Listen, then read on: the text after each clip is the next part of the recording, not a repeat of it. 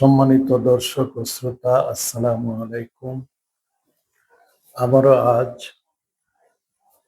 Charles ডারউইনের প্রাকৃতিক নির্বাচন নিয়ে আলোচনা করব। ইতিপূর্বে আমরা বিবর্তন তত্ত্ব নিয়ে আলোচনা করেছি, যেখানে আমরা দেখিয়েছি যে সরলতম জীবকোষ বা এককোষী জীবকোষ বিবর্তিত হয়ে বহুকোষী জীবকোষ, তারপর জটিল প্রাণী এবং সর্বশেষ মানুষের উদ্ভব কিভাবে ঘটেছে। এই বিবর্তনকে জৈবিক বিবর্তন বা বায়োলজিক্যাল ইভলিউশন বলা হয়। বিজ্ঞানীরা বায়োলজিক্যাল ইভলিউশনের প্রমাণ করার জন্য অনেকগুলো বিষয়ের উপর গবেষণা করেছেন এবং তারা অনেক প্রমাণ উপস্থাপন করেছেন, সেগুলি আমরা আলোচনা করেছি। বিজ্ঞানীদের প্রধান প্রমাণগুলো যেগুলি তারা উপস্থাপন করেছেন জৈবিক বিবর্তনের পক্ষে, সেগুলি হলো ফসিল রেকর্ডস বা জীবাশ্ম রেকর্ড। প্রকৃতিতে বা পৃথিবীতে অতি প্রাচীন কাল থেকে যে সকল উদ্ভিদ বা প্রাণীর আবির্ভাব ঘটেছে, তাদের যে ধ্বংসাবশেষ, সেগুলো স্তরে স্তরে পৃথিবীর স্তরে স্তরে সাজানো রয়েছে। সেগুলো গবেষণা করে বিজ্ঞানীরা একটি লিঙ্কেজ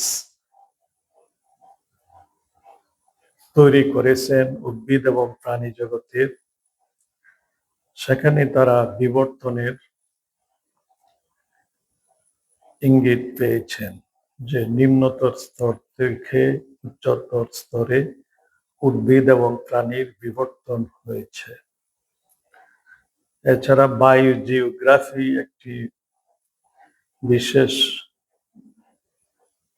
এভিডেন্স, যেটি প্রমাণ করে যে পৃথিবীর বিভিন্ন দ্বীপপুঞ্জে অনেক স্থানিক প্রজাতি রয়েছে, যেগুলি অন্য একটি দ্বীপের প্রজাতি অন্য দ্বীপে নাই, কিন্তু অন্য মহাদেশের প্রজাতির সঙ্গে তাদের একটি দূরতম সম্পর্ক রয়েছে। এটি বিবর্তনের একটি শক্তিশালী প্রমাণ হিসেবে উপস্থাপন করা হয়। এছাড়া রয়েছে উদ্ভিদ এবং প্রাণীদের শ্রেণীবিন্যাস, কম্পারেটিভ অ্যানাটমি বা তুলনামূলক অঙ্গ সংস্থান বিদ্যা, হোমোলোগাস অর্গানস সমসংস্থ অঙ্গ, ভেস্টিজিয়াল অর্গানস, এমব্রায়োলজি থেকে প্রমাণ উপস্থাপন করা হয়েছে, ফিজিওলজি, বায়োকেমিস্ট্রি থেকে অনেক প্রমাণ উপস্থাপন করা হয়েছে, সেল বায়োলজি, মলিকুলার বায়োলজি থেকে অনেক প্রমাণ উপস্থাপন করা হয়েছে।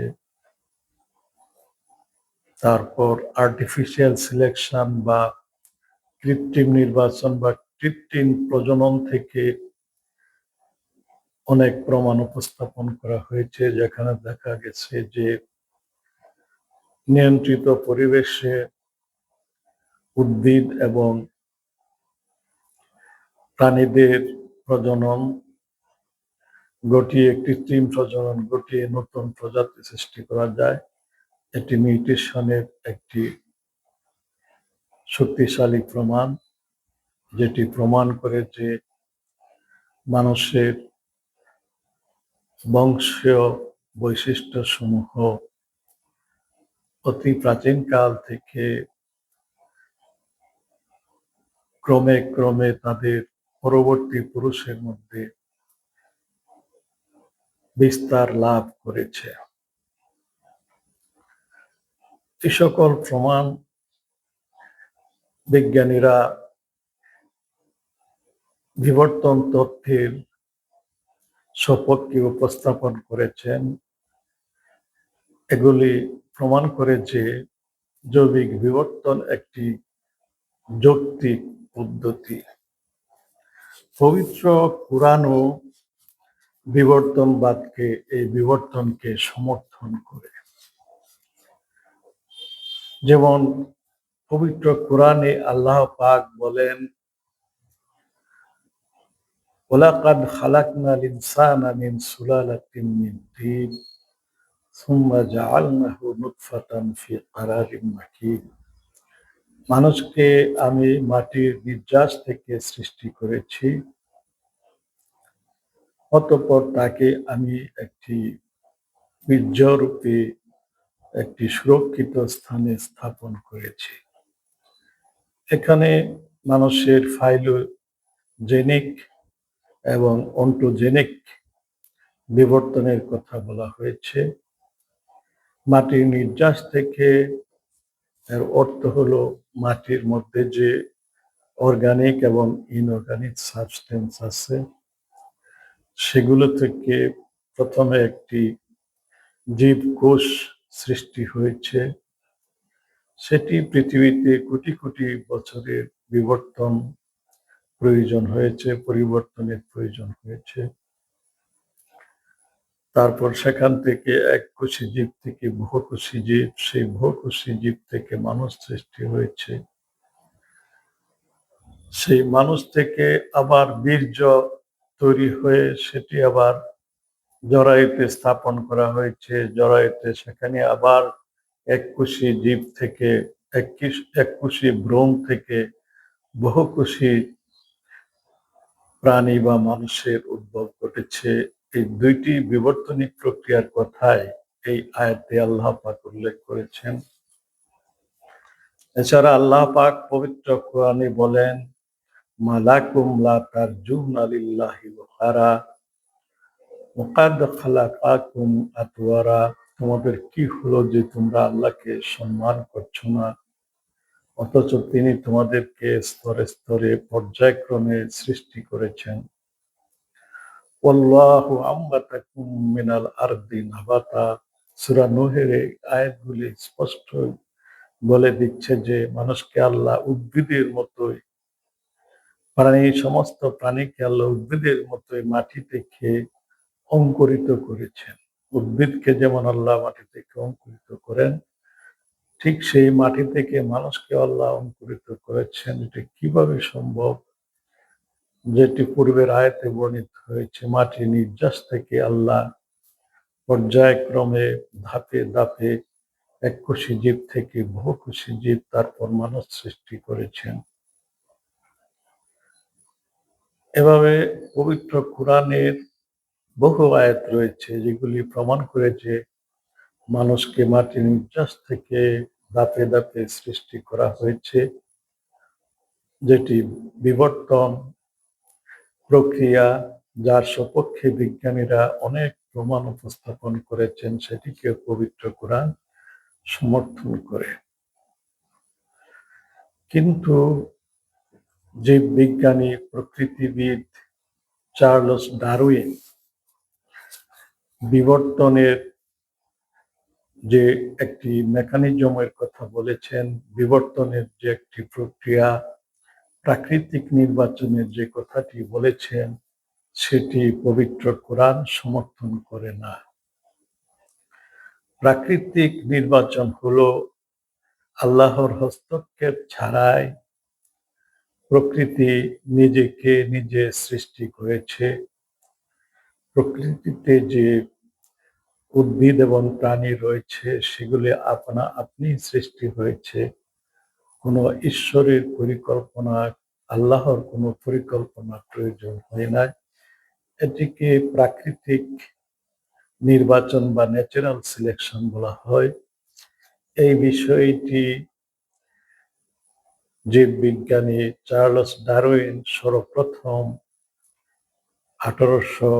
1959 খ্রিস্টাব্দে তার গ্রন্থ On the Origin of Species by Means of Natural Selection এই গ্রন্থে এই বিষয়টি উপস্থাপন করেন যে প্রজাতি সমূহের উৎপত্তি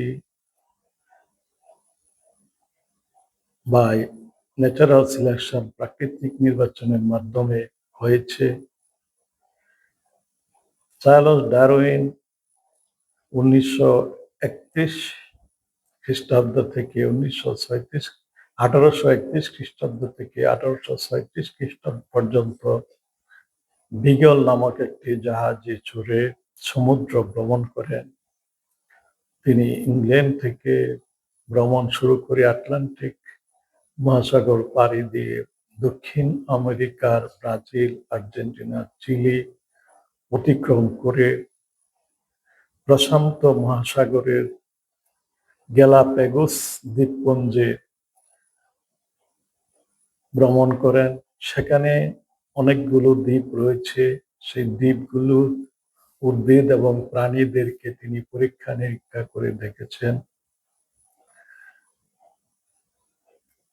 প্রতিটি দ্বীপের প্রাণীর মধ্যে একটি বিরাট পার্থক্য তিনি দেখতে পেয়েছেন, যে পরিবেশের সঙ্গে প্রতিটি দ্বীপের ভিন্ন ভিন্ন পরিবেশে খাপ খাইয়ে চলার জন্য পাখিদের ঠোঁটের যে আকৃতি, শেপ, সেটি ভিন্ন ভিন্ন রূপে গড়ে উঠেছে।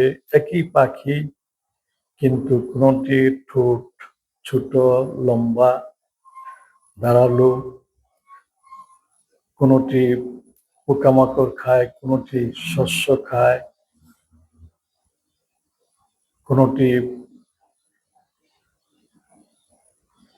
গাছের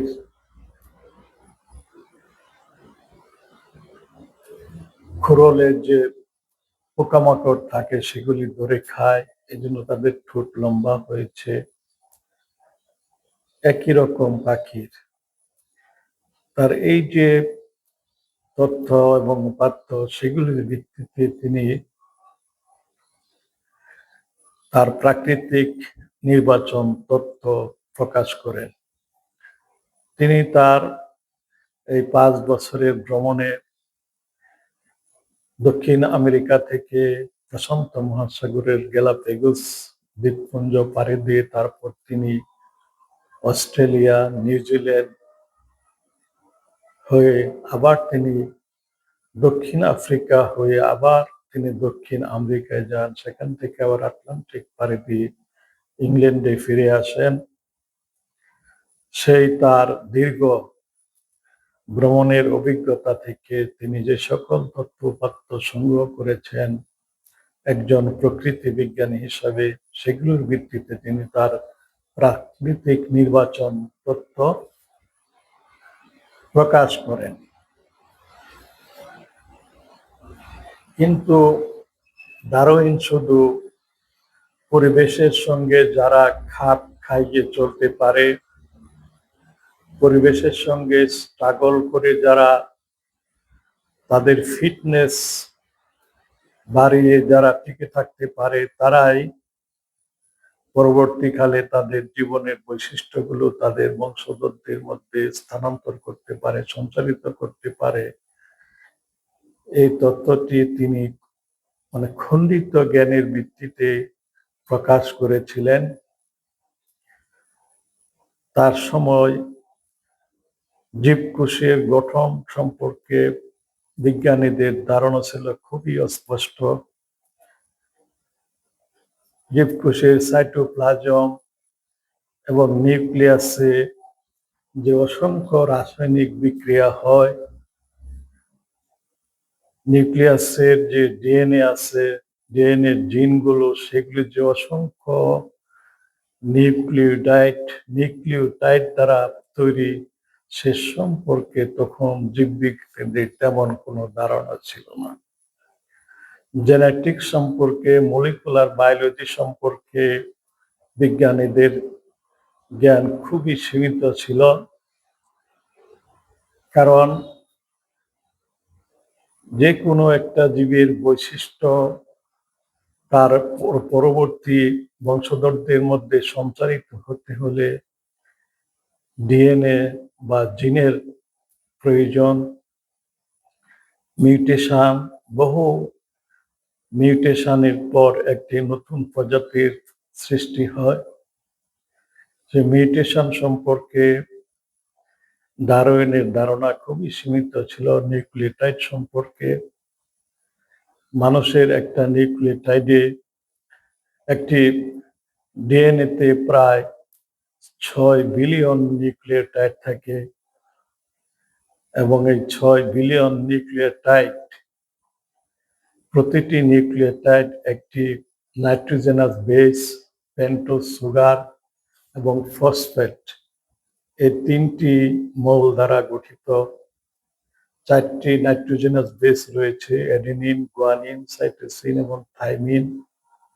এই নাইট্রোজেনাস বেসগুলোর যে বিন্যাস, সেই একটি ডিএনএতে সেই বিন্যাস হতে পারে 3 বিলিয়ন, যেটাকে বেস পেয়ারিং বলে। এই 3 বিলিয়ন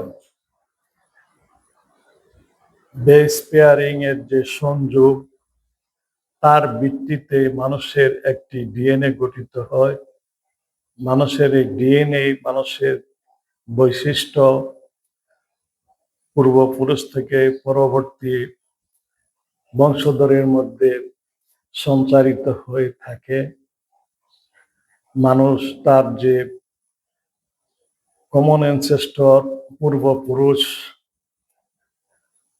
যে সাধারণ পূর্বপুরুষ থেকে যে মানুষের উৎপত্তি হয়েছিল, সেগুলি নিউক্লিওটাইডের বিন্যাসের কারণে হয়েছিল। এখন এই নিউক্লিওটাইডের বিন্যাস কিভাবে হয় সেটা আমরা বললাম। 6 বিলিয়ন নিউক্লিওটাইড রয়েছে একটি ডিএনএতে। সেখানে যে জোড়া, 3 বিলিয়ন জোড়া বেসের, সেই 3 বিলিয়ন জোড়ার যে সংযোগ হয়, সেটি র্যান্ডমলি হওয়া অসম্ভব। স্ট্যাটিস্টিক্যাল অ্যানালাইসিস করে বিজ্ঞানীরা প্রমাণ করেছেন যে যখন পি ভ্যালু, প্রবাবিলিটি ভ্যালু 0 হয়, তখন একটি ঘটনা ঘটার সম্ভাবনা একবারে অসম্ভব হয়ে যায়। যেমন একটি ডাইসে 1 থেকে যদি 5 লেখা থাকে, সেটি আমরা উপরের দিকে নিক্ষেপ করে সেটিকে আমরা মাটিতে পড়তে দেই, তাহলে 1 into 2 into 3 into 4 into 5 equal to 120 হয়। এই 120-এর মধ্যে যে কোনো একবার একটি ডাইসের যে একটি নাম্বার আছে সেটি আসতে পারে। এই 5-এর পরিবর্তে যদি ডাইসের সংখ্যা 6 হয়, 1 থেকে 6 পর্যন্ত যদি লেখা থাকে, তাহলে তার যে অনুপাত সেটা হয় 1:720 বা 720-এর মধ্যে একবার। 720 দিয়ে এককে ভাগ করলে যে রেজাল্ট আসবে সেটি প্রায় 0.0014 হয়। এইভাবে যদি আমরা ডাইসের সংখ্যামান 1 থেকে 84 পর্যন্ত করি, তাহলে তার যে সম্ভাবনা আসবে, পি ভ্যালু আসবে, সেটি হলো 0। 84-তে এসে পি ভ্যালু হয়ে যায় 0। কিন্তু যখন একটি ডাইসের সংখ্যামান 3 বিলিয়ন হয়, তাহলে তার পি ভ্যালু কত হবে? অর্থাৎ আকস্মিকভাবে র্যান্ডমলি কোনো জিনের বিন্যাস হওয়া একটি অসম্ভব ব্যাপার। কাজেই মানুষের একটি সেল তৈরি হতে হলে সেই 3 বিলিয়ন বেস পেয়ারিং এর সংযোগের সম্ভাবনা রয়েছে। সেই সম্ভাবনা র্যান্ডমলি আকস্মিকভাবে হওয়া সম্ভব নয়। কাজেই প্রাকৃতিক নির্বাচনের মাধ্যমে কোনো প্রাণীর, কোনো উদ্ভিদের বা মানুষের বিবর্তন, জন্ম হওয়া একটি অসম্ভব ব্যাপার, যেটি ডারউইনের মৃত্যুর ১০০ বছর পর, ১৫০ বছর পর মানুষ জানতে পেরেছে। এই বিষয়টি আল্লাহ তাআলা পবিত্র কোরআনে বলেছেন, ও রাব্বুকা ইয়াখলুকু মাইয়াশাউ ওয়া ইয়াখতারু মা কানা লাহুমুল খিয়ারাতু। আর তোমার প্রতিপালক যা ইচ্ছা সৃষ্টি করেন এবং যাকে ইচ্ছা নির্বাচন করেন। নির্বাচন করা তাদের কোনো কাজ নয়। অর্থাৎ প্রকৃতির মধ্যে আল্লাহ যাকে ইচ্ছা সৃষ্টি করেন এবং নির্বাচন করেন। মানুষকে আল্লাহ তার শ্রেষ্ঠ মাখলুক বা সৃষ্টি হিসাবে নির্বাচন করেছেন। এটি প্রাকৃতিক নির্বাচনের মাধ্যমে যে সৃষ্টি হওয়া সম্ভব না, সে বিষয়টি বিজ্ঞানীরা স্ট্যাটিস্টিক্যাল অ্যানালাইসিস করে প্রমাণ করতে সক্ষম হয়েছেন।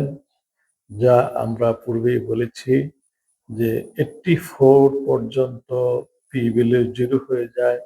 84 পরে যদি সম্ভাবনা সেটা একেবারে অসম্ভব সেই ঘটনা ঘটার, আর 3 বিলিয়ন সেটা যে কত কোটি কোটি গুণ অসম্ভব, সে বিষয়টি আমরা পবিত্র কোরআনের এই আয়াত থেকে স্পষ্ট বুঝতে পারি যে আল্লাহ তাআলা যাকে ইচ্ছা সৃষ্টি করেন এবং তিনি যাকে ইচ্ছা নির্বাচন করেন। মানুষের ডিএনএর যে এই বিন্যাস, মানুষের চাইতেও যে নিম্নতর জীব আছে, যেমন শিম্পাঞ্জি, গরিলা, বানর, তাদের বিন্যাস থেকে সম্পূর্ণ আলাদা। জিনের এই বিন্যাসকে বলা হয় জিনোটাইপ। যার বিন্যাস, যার ডিএনএর বিন্যাস যেমন হবে, তার আচরণ, তার বৈশিষ্ট্য তেমনই হবে, সেটাকে বলা হয় ফেনোটাইপ। কাজেই এই বিন্যাস তো প্রকৃতি নিজকে নিজে সৃষ্টি করতে পারে না, এটি আমরা পূর্বেই বলেছি। প্রকৃতিকে সৃষ্টি করার জন্য তাহলে একজন পরিকল্পনাকারী রয়েছেন, একজন স্রষ্টা রয়েছেন, তাকেই আমরা মহান ঈশ্বর বা আল্লাহ বলে চিহ্নিত করেছি। পবিত্র কোরআন আল্লাহ স্পষ্ট ভাষায় বলেন, কুলির রূহ ইয়াসআলুনাকা আনির রূহি কুলির রূহু মিন আমরি রাব্বি ওয়া মা উতীতুম মিনাল ইলমি ইল্লা কালিলা। হে নবী, আপনাকে মানুষ রূহ সম্পর্কে জিজ্ঞাসা করে। আপনি বলুন যে রূহ একটি আল্লাহ পাকের নির্দেশনা এবং এ সম্পর্কে তোমাদেরকে যে জ্ঞান দেওয়া হয়েছে তা খুবই অল্প। কাজেই আমরা ডিএনএর যে নিউক্লিওটাইডের বিন্যাস দেখছি, এটি আকস্মিকভাবে, অন্ধভাবে বা র্যান্ডমলি হতে পারে না। যেমন যদি কাদামাটি ফেলে রাখা হয় কোটি কোটি বছর, সেখানে কেউ দেখবে না যে একটি পাতিল তৈরি হয়েছে, যে কাদা মাটি যুক্ত হয়ে কুমার ছাড়াই বা মিস্ত্রি ছাড়াই একটি পাতিল তৈরি হয়ে গেছে। এটি কোনোভাবেই সম্ভব নয়। সেখানে একজন কারিগরের প্রয়োজন হয়েছে। তাই প্রকৃতি বা মহাবিশ্বের প্রতিটি সৃষ্টির পিছনে একজন কারিগর রয়েছেন।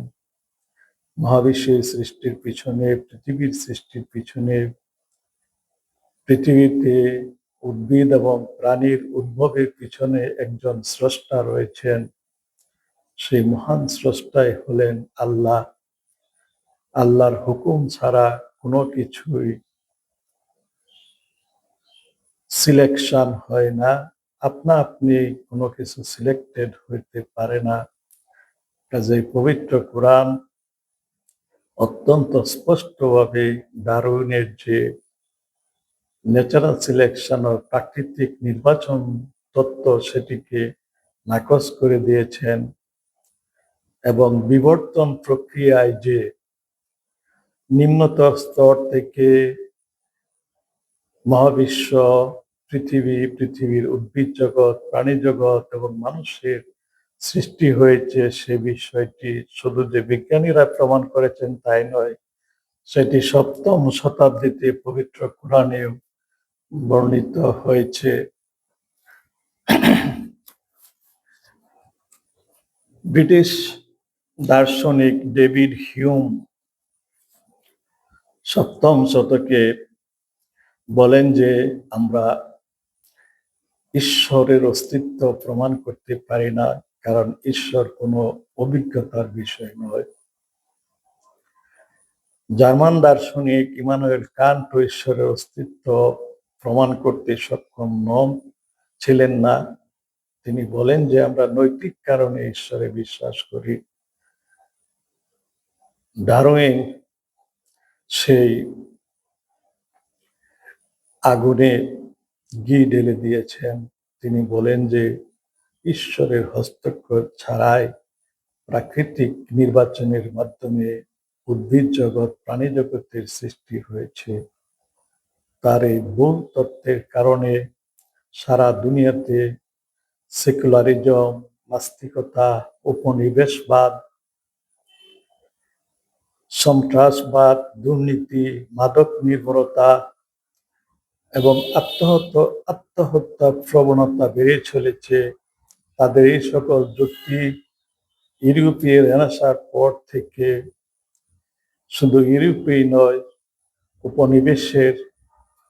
উপনিবেশ স্থাপনের কারণে সারা দুনিয়াতে তাদের এই সকল যুক্তি ছড়িয়ে পড়ে এবং মানুষের মধ্যে বেশ জনপ্রিয়তা লাভ করেছিল। ফলে মানুষের মুক্ত চিন্তা, মুক্ত বুদ্ধি, স্বাধীনতার যথেষ্ট উন্নতি হয়েছিল ঠিকই, কিন্তু মানুষ নাস্তিকতার কারণে, সেকুলারিজমের কারণে আল্লাহকে ভুলে গিয়েছিল, আল্লাহর রাস্তাটি হারিয়ে ফেলেছিল এবং পরলোকে তারা নরকের দরজাগুলি শুধু খোলা পাচ্ছিল। তাই আমরা আশা করছি এই বিষয়টি আমাদের কাছে বোধগম্য হয়েছে যে এই সকল নাস্তিক, দার্শনিক এবং বিজ্ঞানীদের সকল তথ্যই ভুল প্রমাণিত হয়েছে। এতকাল আমরা যে সেকুলার,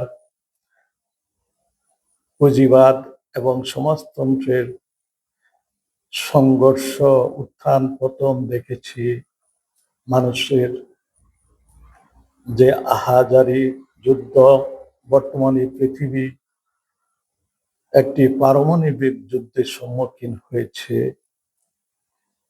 এই ভয়ঙ্কর অশুভ শক্তির হাত থেকে রক্ষার জন্য আমরা মহান আল্লাহ পাকের শরণাপন্ন হব, এই বিষয়টি আশা করছি সকলের উপলব্ধিতে আসবে।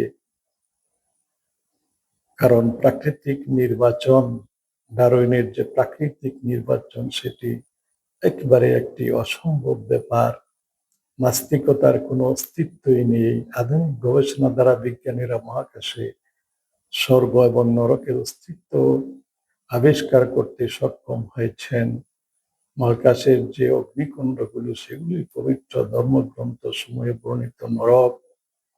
আমরা যদি ডারউইনের পথে হাঁটতে থাকি, ডেভিড হিউম বা কান্টের নাস্তিকতার পথে হাঁটতে থাকি, তাহলে জান্নাতে যাব দূরের কথা, চিরস্থায়ী নরকে আমাদেরকে